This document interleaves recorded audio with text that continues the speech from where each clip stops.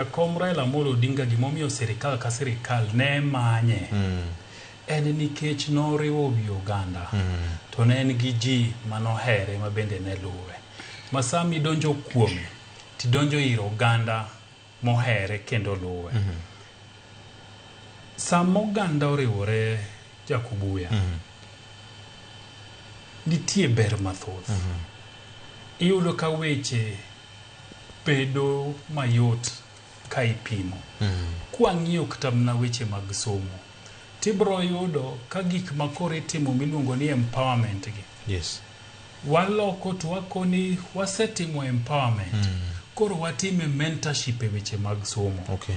Tido ka jotendwa oting'ore to giting'o jolony to giwuotho godo e twech achiel to giwuotho e sikundewa nikech ji omiyo gi luor nikech giriwore. To sama ok giriwore ma gikerecha tidhi kamoro ripodi ka riwruok otamou kaka jotelo iti bro wachonwa. Okay. So riwruok mar jotelo miyo oganda direction. Miyo oganda bedo gi geno ni ber moko nyalo bire. Ok en mna yor siasa kende. En yor somo, en yor thieth, en weche ochumi, en gimora mora ma oganda dwaro to koro bedo yot. Nikech kata jok madwarowa magombowa biro irwa to gibiro ka gin gi gik ma gidwa lombowago. Yes. Adwa miyo kama kama. Abro miyo kama kama. Ng'ato nyaka penjre ni to ang'o miyo Rigathi Gachagua osiko keto nying luogo ganda lwe dhoga. William Ruto atakuja kuwadanganya, naona nafukanga samaki kwetu alitengeneza mpaka mtura, msimsikize msikubali. Nikech ging'eyo teko mar oganda samoriwore. Ang'o miyo James Orengo wuok kuma koro iwacho ni joluo chalo ka gima dwariwore to bende odwa chung' to wacho no bende en de facto party leader mar ODM ang'o nikech sama itelo ne jomoko to gik moko timore ni ang'owa mayot.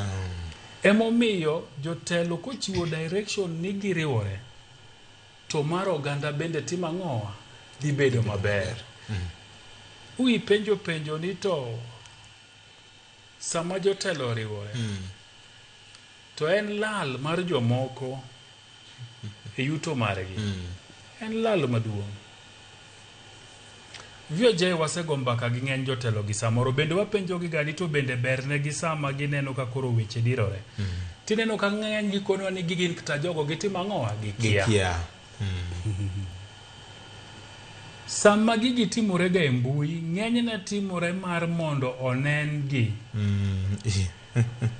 Kose neni Fred ndika hinya timanyo Fred mondo koro Fred obede ng'atwa, Fred ondiknwa. Fred oyenynwa. To sama Fred yenynwa no to nitie resources mitimo ang'owa mimiye. To Fred bende ok ni kende. Fred bende koni an gi joga mokapar masama keto to gibende gikaw to gitimo ang'owa gimedo eka gini chopo ne ji mang'eny.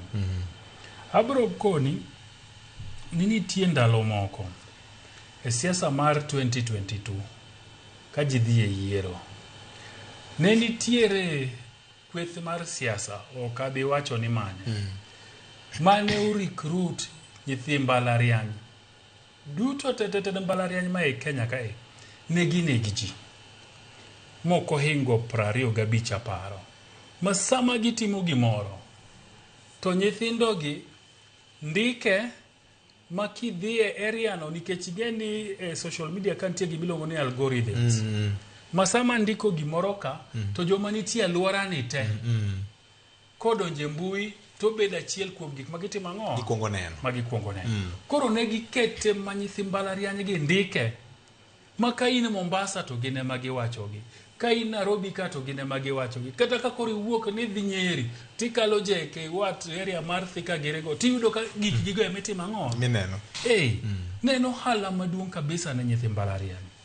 To mano bende ma pod timore. Sani to koro tindo mede nikech TVET gi bende nitie. Jo TVET go bende kawa itimo ang'o irwako.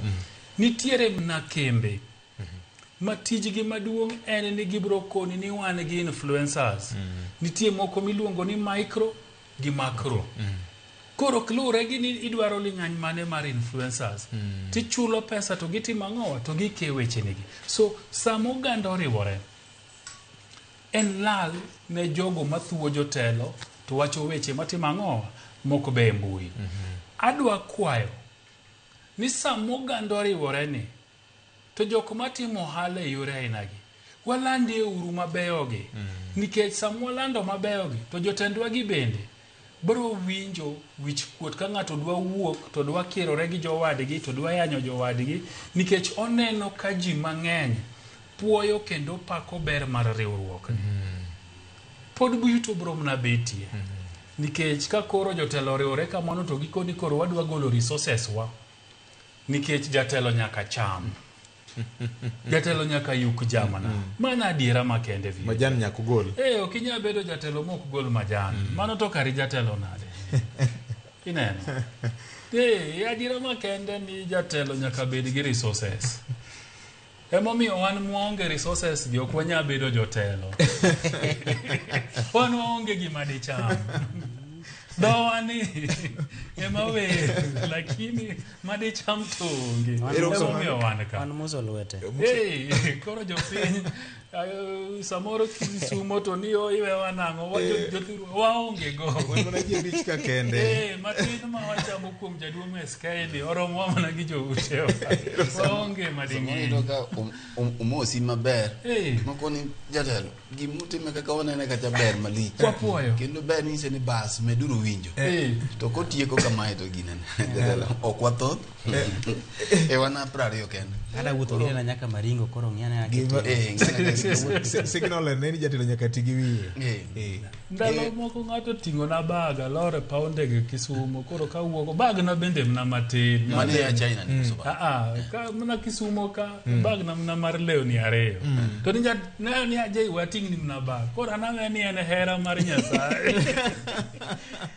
Wora bag na ni na chule 500. Mabende kodi. Iromo gi jakiare maloko.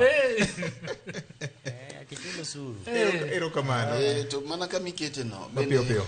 Ok geche te magina na. Ingeni samoro prado ke kibolori e yare adek.